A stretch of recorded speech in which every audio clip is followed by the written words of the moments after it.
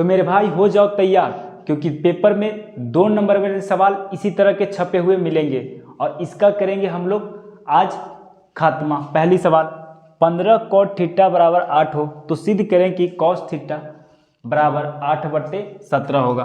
तो क्या आपने सीखा होगा एक फॉर्मूला, क्या फॉर्मूला सीखा होगा, आज उसकी चर्चा करेंगे। 15 cot थीटा बराबर 8 है तो पहले इसको हम लिख सकते हैं cot थीटा बराबर 8/15। अब cot थीटा को आप चेंज कीजिए तो क्या होगा tan थीटा, और tan थीटा चेंज हुआ तो कैट का उल्टा tan होता है, तो ये भी चेंज होगा ना, नीचे का जाएगा ऊपर और ऊपर का आएगा नीचे। अब आपने एक फॉर्मूला सीखा होगा sec square theta minus tan square theta बराबर 1। अब हम इसको लिख सकते हैं sec square theta minus tan square theta बराबर 1। तो सेक स्क्वायर थीटा बराबर क्या होगा 1 प्लस tan स्क्वायर थीटा। अब इसको है बैठाइए पहले सेक स्क्वायर थीटा, अब 1 प्लस tan बराबर क्या है tan थीटा बराबर 15/8, तो इसको बैठा दीजिए, यहाँ पे स्क्वायर होगा तो 1 प्लस 15 का स्क्वायर कितना होगा 225 और 8 का 64। अब जब इसको जोड़िएगा तो क्या होगा 64 प्लस 225/64, इसका एलसीएम लीजिएगा तो इतना ही होगा। अब जोड़ने के बाद क्या आएगा सेक स्क्वायर थीटा बराबर होगा 5 4 9 6 2 8 289/64। जब सेक थीटा निकालिएगा तो क्या होगा, जब पता है आपको कि स्क्वायर बराबर के उस तरफ जाता है तो क्या हो जाता है रूट हो जाता है, तो 289/64 का वर्गमूल क्या होगा 289 का वर्गमूल 17 होता है और 64 का 8 होता है। तो सेक थीटा बराबर क्या निकल गया 17/8। अब सेक का उल्टा क्या होता है कॉस थीटा, तो जब इस तरफ उल्टे तो बराबर के उस तरफ भी उलटना होगा, तो क्या होगा 8/17, क्योंकि नीचे का ऊपर और ऊपर का नीचे। सेक के उल्टा कॉस थीटा आपने सीखा होगा, तो इस तरह से कॉस थीटा बराबर क्या हो गया 8/17 प्रूव्ड। चलिए अब नेक्स्ट सवाल करेंगे, देख लीजिए आप इसको एक बार। सेकेंड सवाल है, यदि cot A बराबर tan B तो सिद्ध कीजिए कि A प्लस बी बराबर 90 डिग्री। अब देखिए सॉल्यूशन लिखिए मेरे भाई, आपने सीखा होगा cot A बराबर tan B, पहले इसको उतार लीजिए एक बार। cot A को जब tan में लिखा जाएगा तो क्या लिखा जाता है tan 90 डिग्री माइनस A, एक फॉर्मूला आपने सीखा होगा tan P। अब देखिए दोनों तरफ tan हो गया तो क्या होगी कैंसिल होगी। आप याद रखिए जब भी इस तरह के सवाल आ जाए, एक कॉट में रहे एक tan में, तो आपने जो सीखा है कि 90 डिग्री पे चेंज होता है, तो आप उसको चेंज करके एक ही फॉर्मेट में चेंज कर लीजिए। तो क्या हुआ tan 90 डिग्री माइनस थीटा, तो क्या होता है कॉट थीटा। उसी तरह से cot A बराबर हम चेंज कर दिए tan 90 डिग्री माइनस A, क्योंकि कोई चेंजिंग थोड़े हुआ है, tan 90 डिग्री माइनस A बराबर cot A आएगा। और tan दोनों बराबर हो गया तो क्या हो जाएंगे कैंसिल हो जाएंगे। यहाँ पे कैंसिल करना होता नहीं है लेकिन, तो 19 डिग्री माइनस A बराबर लिख सकते हैं B। तो A अगर इस तरफ माइनस में उस तरफ जाएगा तो क्या हो जाएगा प्लस हो जाएगा, तो A प्लस B। और A प्लस B इसको आप जो है घुमा करके लिख दीजिए, उस तरफ का इस तरफ और इस तरफ का उस तरफ। तो A प्लस बी बराबर 90 डिग्री क्या हो गया प्रूव्ड। देख लीजिए इसको एक बार, नेक्स्ट सवाल करेंगे। तीसरा सवाल देखो क्या है, यदि ACF 18,504 बराबर 18 हो तो LCM 18,504 ज्ञात कीजिए। तो इस तरह के सवाल कैसे बनाते हैं, आपको पहले ही सिखाया गया होगा कि पहली संख्या बराबर, एक सूत्र होता है पहली संख्या गुना दूसरी संख्या, पहली संख्या गुना दूसरी संख्या बराबर लसअ गुना मसअ। अब देखिए पहली संख्या क्या है 18 और दूसरी संख्या 504, जो यहाँ पे संख्याएं रहते हैं वही पहली और दूसरी संख्या होता है। लस्सा क्या है एलसीएम से लस्सा होता है, लस्सा ज्ञात कीजिए, तो लस्सा कुछ नहीं, आप लस्सा को लस्सा लिख दीजिए। और मस्सा महत्तम एचसीएफ जिसको बोला जाता है कितना दिया हुआ 18। अब देखिए दोनों तरफ इस तरह से जब रहता है तो पता है आपको कि ऊपर ऊपर कैंसिल होता है और नीचे नीचे कैंसिल होता है, तो 18 से 18 कट गए। अब लस्सा बराबर क्या बच गया 504, तो इसको आप लिख सकते हैं लस्सा बराबर 504। ये रहा आपका आंसर। तो इस तरह के छोटा छोटा सा सवाल 2 नंबर में देते रहेगा और आप इसको आसानी से डील करते चलेंगे और आप अपने 30 नंबर पूरे कर लेंगे। चलिए नेक्स्ट सवाल करेंगे, आप इसको देख लीजिए सरसरी निगाहों से मेरे भाई। चौथा सवाल है, एक बिंदु Q से एक वृत्त पर स्पर्श रेखा की लंबाई 24 सेंटीमीटर तथा Q से केंद्र की दूरी 25 सेंटीमीटर, तो वृत्त की त्रिज्या ज्ञात करें। कह रहा है कि एक बिंदु है कोई Q जो वृत्त पर क्या कर रहा है, वृत्त Q से एक वृत्त पर स्पर्श रेखा की लंबाई 24 सेंटीमीटर तथा Q से केंद्र की दूरी 25 सेंटीमीटर, तो वृत्त की त्रिज्या ज्ञात करें। तो मान लिया जाए कि कोई वृत्त है जिस पे एक स्पर्श रेखा गुजरी है, स्पर्श रेखा क्या हो रही है, गुजर रही है, और यहाँ पे बोल रहा है कि स्पर्श रेखा की लंबाई कोई कहाँ से, Q से दिया हुआ है स्पर्श रेखा की लंबाई, एक बिंदु Q से एक वृत्त पर स्पर्श रेखा की लंबाई कितनी दी हुई, 24 सेंटीमीटर, तो ये हो गया 24 सेंटीमीटर तथा Q से केंद्र की दूरी, Q से केंद्र क्या होता है, C या O, चलिए O ले लेते हैं, तो O से Q तक की दूरी कितना दिया हुआ है, 25 सेंटीमीटर, इसको लिख दीजिए 25 सेंटीमीटर।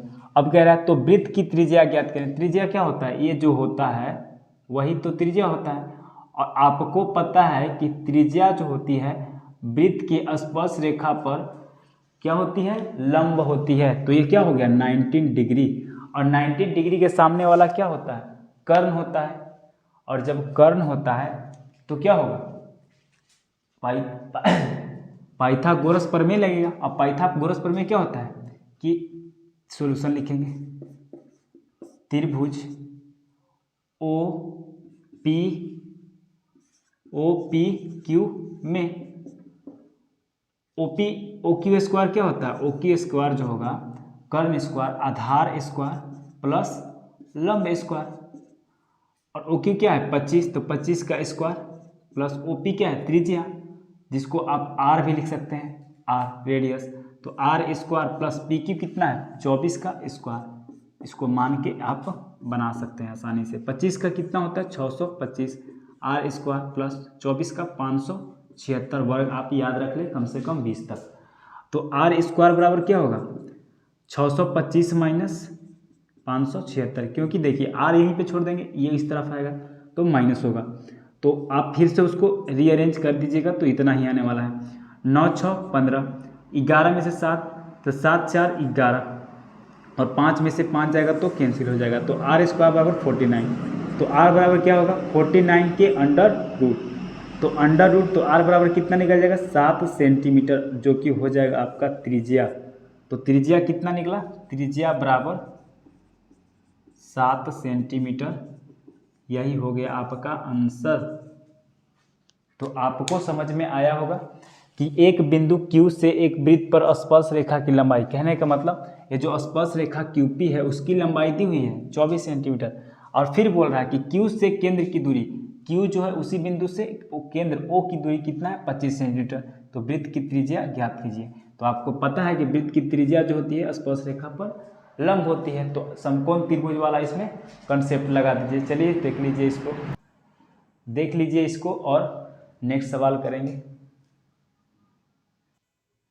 5वां सवाल कह रहा है y अक्ष पर वह बिंदु ज्ञात कीजिए जो 5 1 और 4 2 से समदूरस्थ स्थित हो।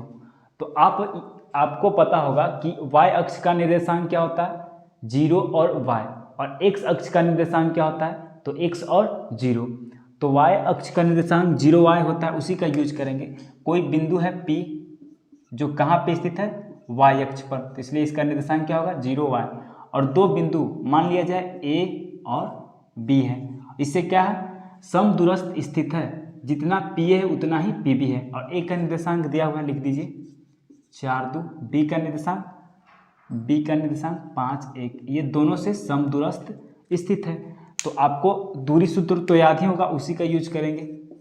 तो यहाँ पे सवाल कैसे बनाते हैं हम लोग, इस तरह के सवाल PA बराबर PB, सवाल अकॉर्डिंग टू क्वेश्चन क्या है कि दोनों जो है P से दूरी सेम ही है, समान है। कह रहा है ना कि y अक्ष पर वह बिंदु ज्ञात कीजिए जो 5 1 और 4 2 से समदूरस्थ स्थित हो, जितना कि P है उतना ही PB है। तो वही है y अक्ष पर P स्थित और दोनों बिंदु से समान दूरी पर भी स्थित है। समझ गए। तो अब PA बराबर PB है तो हम इसको लिख सकते हैं PA स्क्वायर बराबर PB स्क्वायर। और PA डिस्टेंस फॉर्मूला पता है आपको, क्या होता है 4 माइनस 0 घटाएंगे तो क्या बचेगा 4 का स्क्वायर प्लस 2 माइनस वाई घटेगा तो क्या होगा 2 माइनस वाई के स्क्वायर बराबर PB जब निकालते हैं तो x2 माइनस x1 तो 5 में से 0 जाएगा तो क्या होगा 5 के x square plus y2 minus y1 1 में से y जाएगा तो क्या होगा 1 माइनस y के स्क्वायर। अब इसको बैठाइए फॉर्मूला पे, 4 चौका 16 और इसको गुना कीजिएगा तो क्या होगा 2 दूना 4 प्लस वाई स्क्वायर प्लस कितना होगा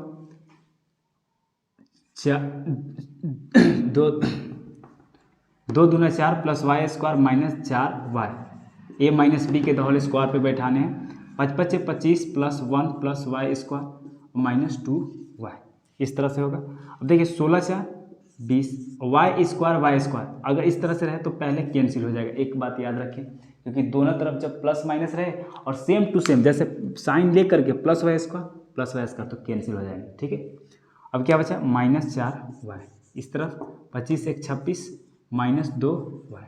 अब देखिए 4y को उस तरफ भेजिएगा तो क्या होगा और 26 को इस तरफ भेजिएगा तो क्या होगा 20 माइनस 26 तो माइनस 6 बचेंगे और 4y को उस तरफ भेजिएगा तो 2y। और अगर इस तरह से हो जाता है तो ऊपर कैंसिल होता है 2 तिया 6 तो y बराबर क्या निकल जाएंगे -3 और ये रहा आपका y का निर्देशांक। तो p का निर्देशांक क्या होगा p का